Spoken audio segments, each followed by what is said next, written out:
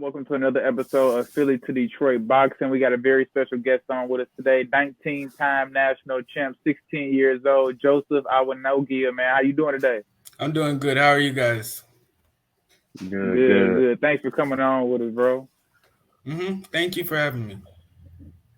For sure, for sure. And then really, man, just like I know you probably answered this question 1,000 times, man, but we would really like to know, man, what got you started in this journey of boxing?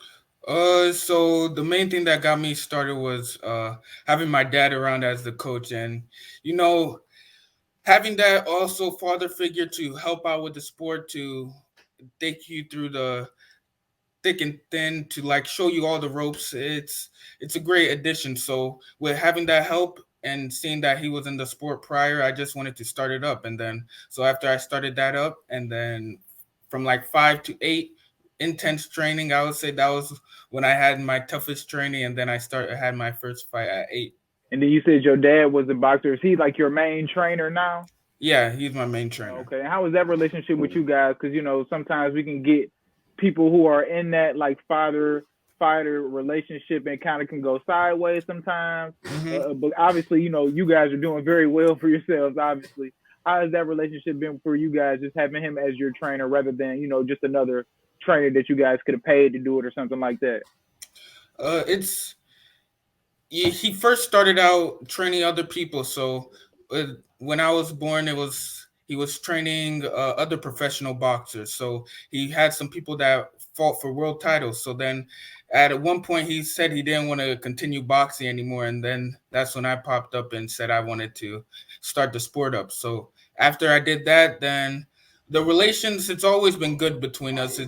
It's always been good to make sure that I could do whatever I can to make it to professional as quickly as possible and win. And do you have your eyes set on the Olympics at all? The 2028 Olympics? Because you're 16, so you'll probably be too young to make the next one. Yeah, so the next one that's going to be pretty tough to make, but after it comes after that, I would see how that would go with going professional. I want to see if I could get a world title as soon as I possible. was gonna say, have any big promoters have been reaching out? Do any promoters come to your fights? Basically like they checking for you and things of that nature. Yeah, we spoke with multiple promoters, but the thing is we're trying to see if we could get a direct deal with like how would I say it, with like straight up with Showtime, and see how Devin Haney was able to do his stuff, and see if I'm able to bring that part of social media to it as well and increase my popularity to where I could bring a mass amount of people to come to watch one of my fights. Okay, so when you say that, you mean like how kind of like the boost kind of the deal kind of boost got Jerron Ennis got, where Jerron not signed to Al Heyman, he signed to Showtime, the network. You Yeah, trying to get signed to the network, yeah. not Al Heyman. Yeah, but I Okay. always love to have people in my corner that's always make sure to like advisors and anything of that sort, Mhm. always keep that around as well. And is that something? Obviously, you said you were trying to get to a title as soon as possible, which is obviously, you probably very able to do it. Obviously, with your pedigree and your skill set. When do you plan on going pro? Obviously, you're 16. This is kind of, with people of your skill set, this is kind of the time they start. So when do you plan on going pro? I plan around like 17, 18, and then uh Okay. Very soon. yeah, try and see maybe 3 years, 2 years, get a world title shot. Okay, so Oh yeah, you trying to so get when to it. you get hmm signed, then you kind of is you going to talk to people about that? Because getting a title shot like 2 3 years after you turn pro, is you going to let them know that you kind of, if you're going to sign with them, that they have to move you at that trajectory, or you probably won't sign with them. Yeah, that's going to be something I want to incorporate into all of my relations when I talk with people, to see if I'm able to get their help and get their knowledge on how quickly I could get to that position. Yeah, kind of like Right. Lomachenko when he first turned pro, he basically told people like I'm signing with whoever can get me a title shot my first fight, and then that's when Tyrank told him like I can't do it your first fight, but I can get you at your second fight. Or you kind of in that route too, where you gonna let people know whoever can get me to this title shot first, most likely y'all gonna be the favorite to sign me. Yeah, that's probably going to be around there. But it depends. When the time comes, maybe I'll also think about going to the Olympics and see if I could get gold in there as well. So it just depends when it gets to that time. You never know. And then, how would you describe your style? Like, I watched, multiple of your sparring videos and whatnot. You look like you have a really like a pro style for real. You like to really relax and pick out your shots. Is that something that you find difficult being in, the high skill set that you are in an amateur? It was more difficult when I was younger. Now, getting older, getting my weight up, I've seen a lot of changes occur with how people fight throughout the weight classes. I started my first fight, I believe, at around 80 pounds, and now I'm 165. So it's I've Uh, gone through a bunch of different fighting styles, and I've kept the same thing throughout. And what I find my style to be like is, it depends on the person I'm fighting, but most of the time I'm able to easily go ahead and box and just use the range to my advantage. And then sometimes, depending on how I want to go, I could also go forward and just beat them that way as well. mm. Right. And who are some of the best people you've been in the ring with? Some of the best big names you've been in the ring with that push you. Uh, some people I've I've always worked with Carmel when I was younger, and then recently, like 2 years ago, and then I remember I fought Marcus Luther. Uh, Mm. it's a lot of people I fought during my time. I believe I have like 150 fights around that, but I always go to the nationals. That's where I get most of my fights. Mm. That's two good names. I expect all three of y'all to be world champions. Hmm. Marcus, because Marcus Luther could go too. How was those two fights? And going into them, did you feel like not the pressure, but you a big time national champion, they big Hmm. time national champions. Did you feel that going into it, or it was just a regular day? Oh, I didn't fight Carmel. I just did sparring with him twice. But then, uh, Mm. but with Marcus, that one, it wasn't really.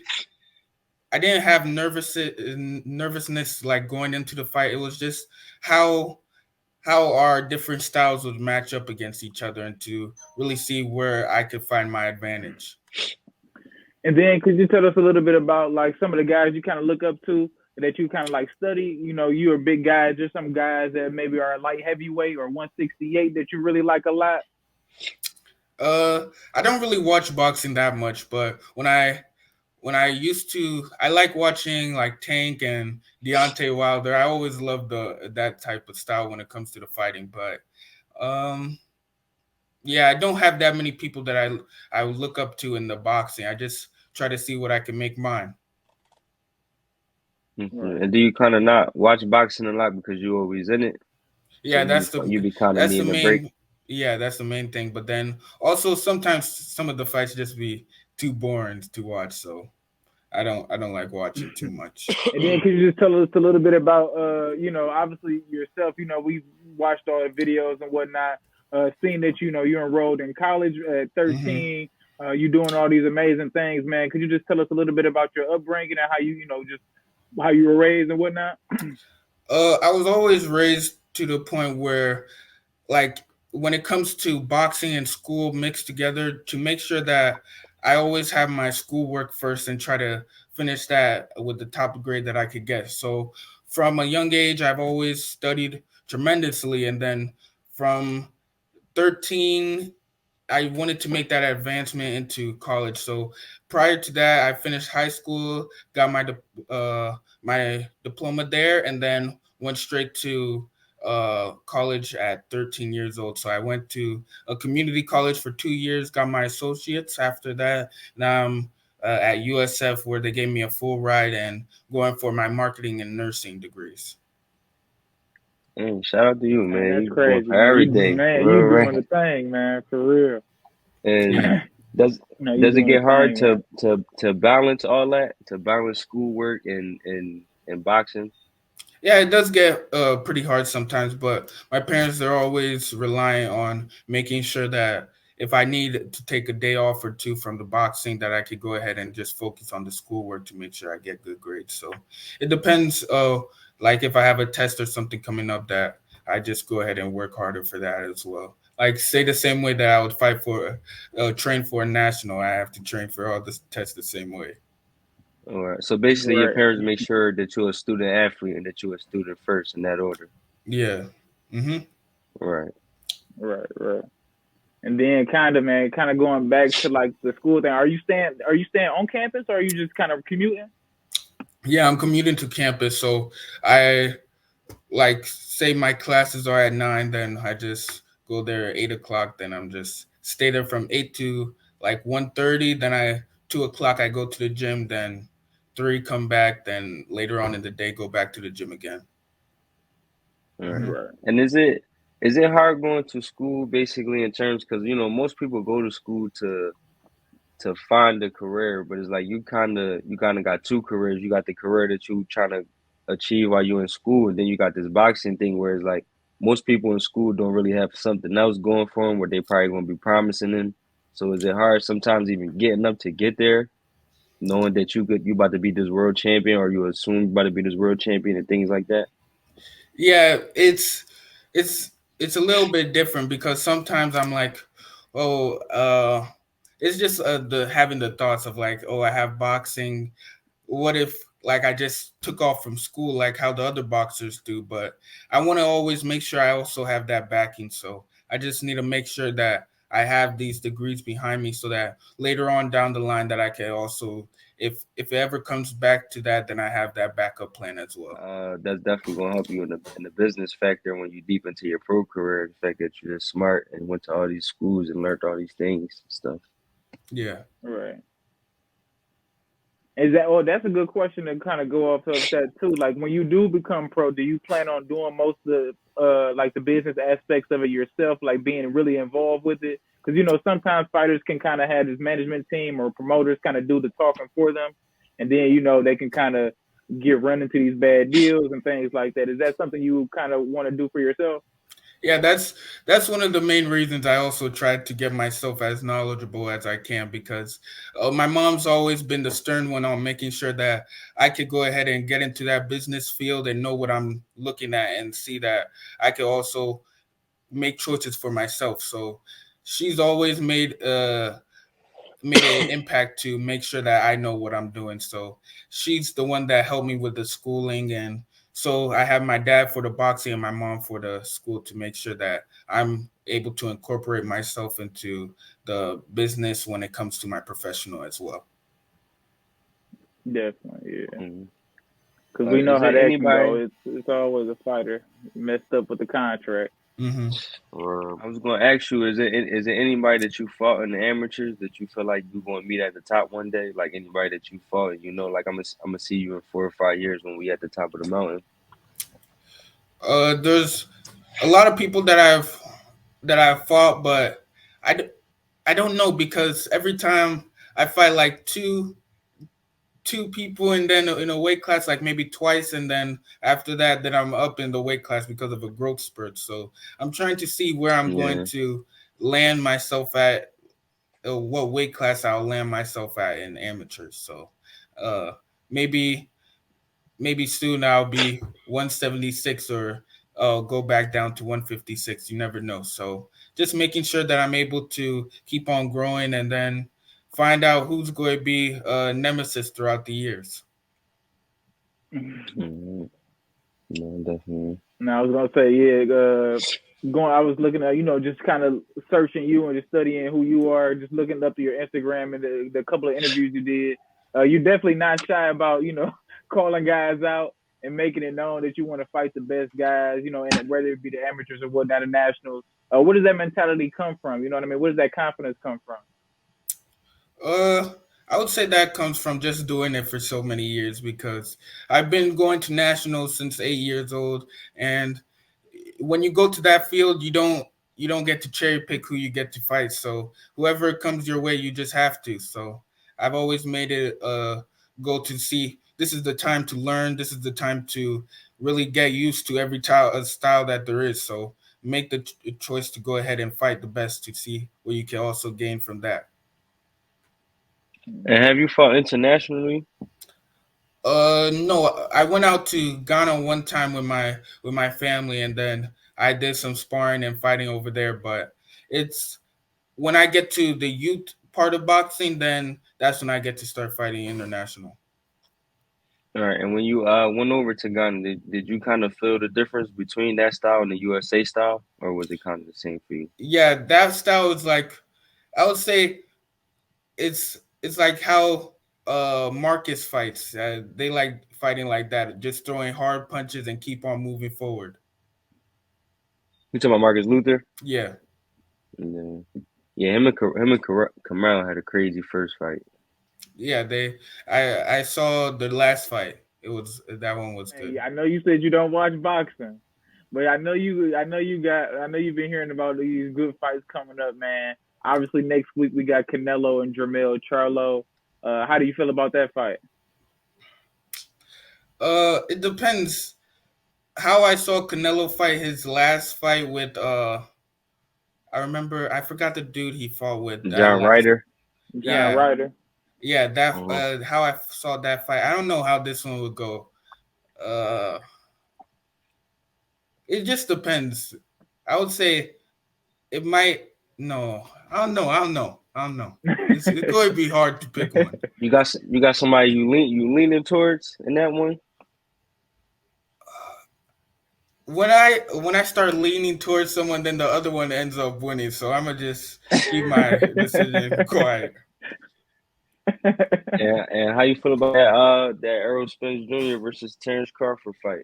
Did that go how you expected it, or was you surprised? Yeah, I was very surprised with that one. Most of the time when I watch Errol Spence fight, that was not at his peak. So it was just a different way that I saw him fight. And a lot of the stuff he was doing, I was like, when I was watching it, I was wondering like, what was he doing during that time? What made him go for that body punch there to get him punched? But it's just, I don't feel like he was in his zone when he went into that fight. I feel like the next one he might have to pick it up a little bit.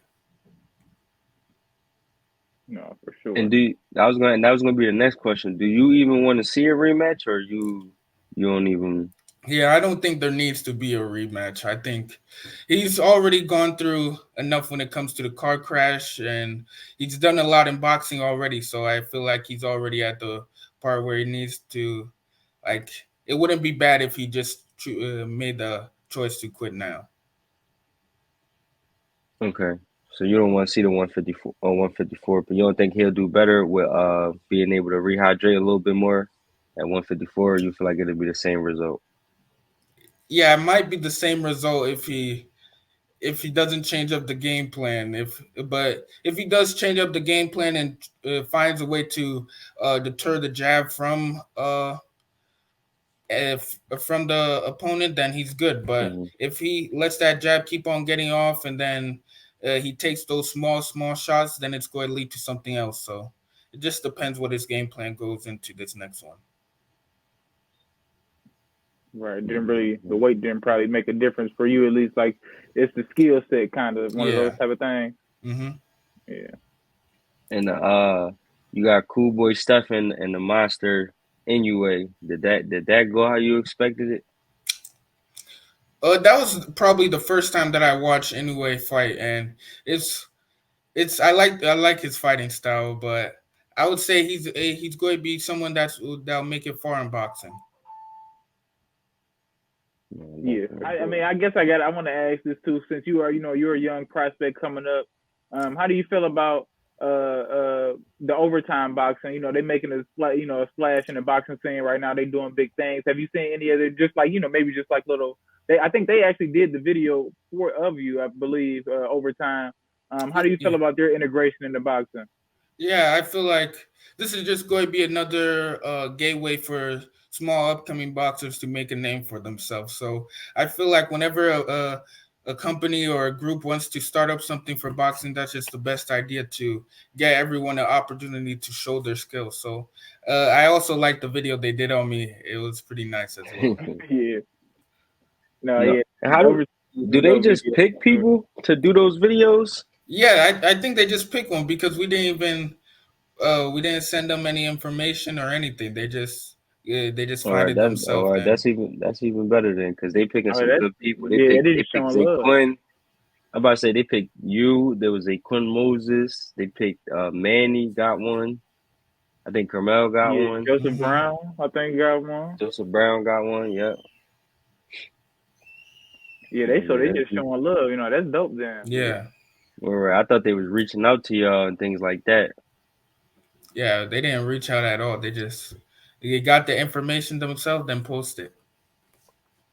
And who is some pros you've been in the ring with? Some big name guys that you feel like the audience will probably know. I remember when I went to Seattle and then I went to Benavidez gym. One of Benavidez fighters, I was in the ring with him, but he didn't fight that long ago. I forgot his name. But I haven't been in the ring with that many pros. When I feel when I make that transition to I've been in the ring with many pros, but not many that are that big name to where everyone would know yet. Okay. So, but when I make that transition, maybe 1 year before I go pro, that's when I'll have to change the boxing style even more to go towards that pro field, because right now you still have to do a little bit of amateur to make sure you win those fights. Yeah. Okay. Do you have any events coming up? Any tournaments you fighting in soon? Yeah, so I was just previously in Chula Vista, California for the junior camp this past week. And then uh, I have in December, that's going to be my biggest one to get onto the youth team. And then once I get onto there, that's when I'm able to start those international fights. And then, yeah, so December, that's going to be the biggest one for me. How you not on every team already? You're a national 19-time national. I thought you was automatically. Yeah, Is that an age thing too? Yeah, so for the youth team you have to be 17, but I'm able to I think it's like 17 and 16 between there. And then so this coming up year they're having